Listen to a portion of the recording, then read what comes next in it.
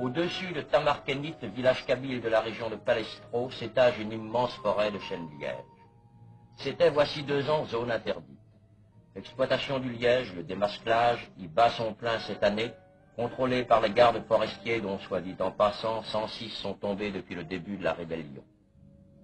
La main-d'œuvre est naturellement locale, et la protection des convois et des chantiers étant assurée, il est facile de trouver des journaliers.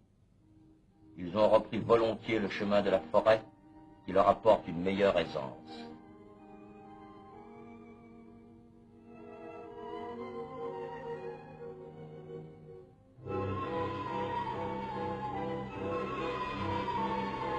Sous la haute futaie envahie par le sous-bois parce que pendant 5 ans il fut impossible de l'entretenir, les hommes du liège mènent la vie forestière.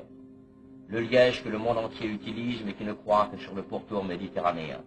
Le liège qui forme avec la vigne et l'olivier le triptyque de la mer sacrée, suffisamment grande pour mériter le nom de mer, assez petite pour permettre à ses riverains tous les échanges, y compris les échanges de coups, prélude à d'autres échanges.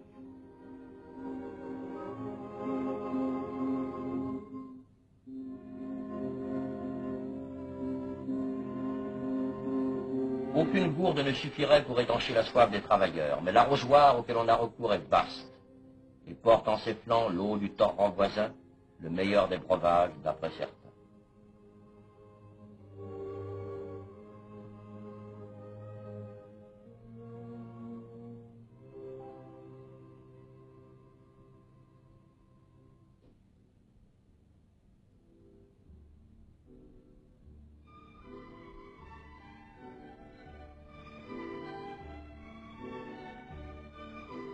Il faut savoir grimper à l'arbre, et voici comment on s'y prend sans utiliser le moindre crampon.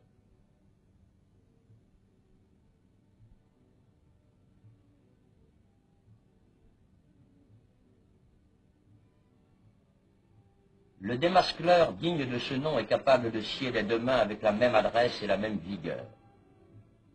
Avec la même précision aussi, car il s'agit de sentir où s'arrête l'écorce et où commence l'aubier, qu'on ne doit jamais entamer.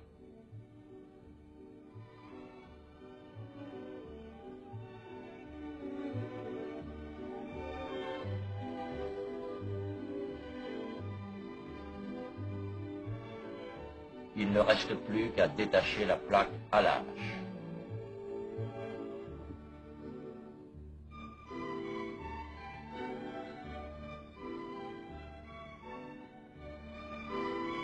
Et voilà l'objet. Qu'en fera-t-on? Que deviendra-t-il?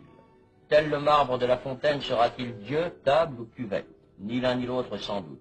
Mais il peut devenir bouchon, revêtement insonore ou isotherme, flotteur de filets de pêche, ceinture de sauvetage. S'il connaît la chance, il peut aller dans la Lune, car il n'est point de fusée sans liège, eh oui.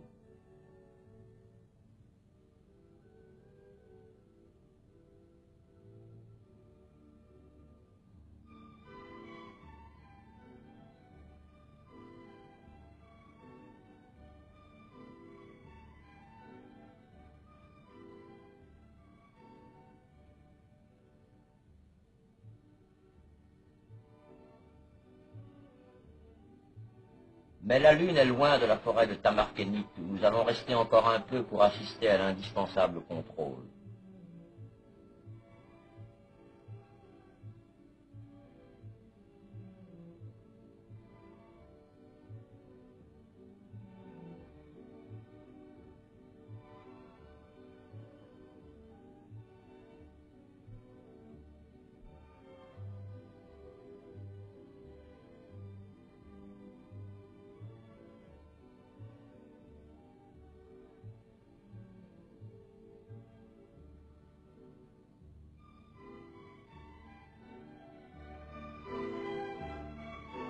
Après quoi, la pause casse-croûte, qu'accompagne une bonne giclée d'un breuvage qui n'est point l'eau du torrent.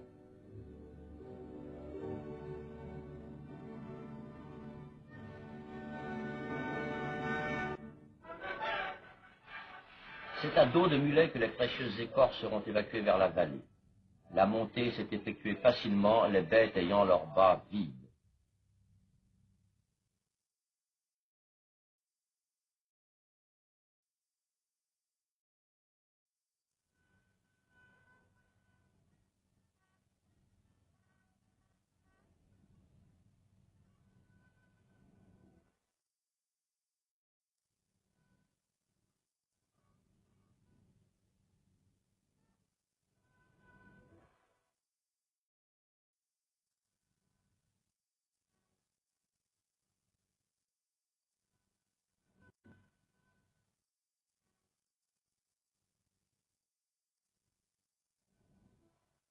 changement à vue.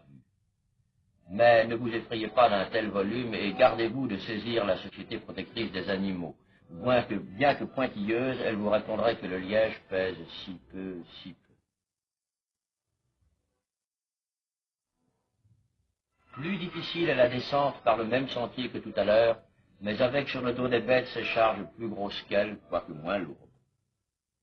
Mais ces mulets de Kabylie ont le sabot d'une sûreté extraordinaire, et capables de se redresser en plein déséquilibre après un dérapage, ils ne tombent jamais.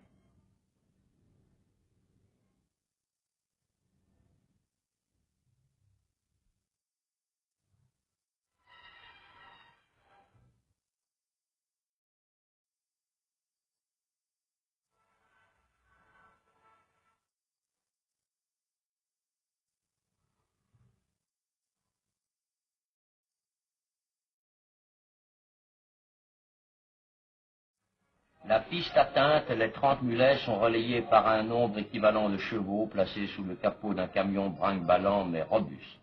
Et c'est l'essentiel. C'est fini.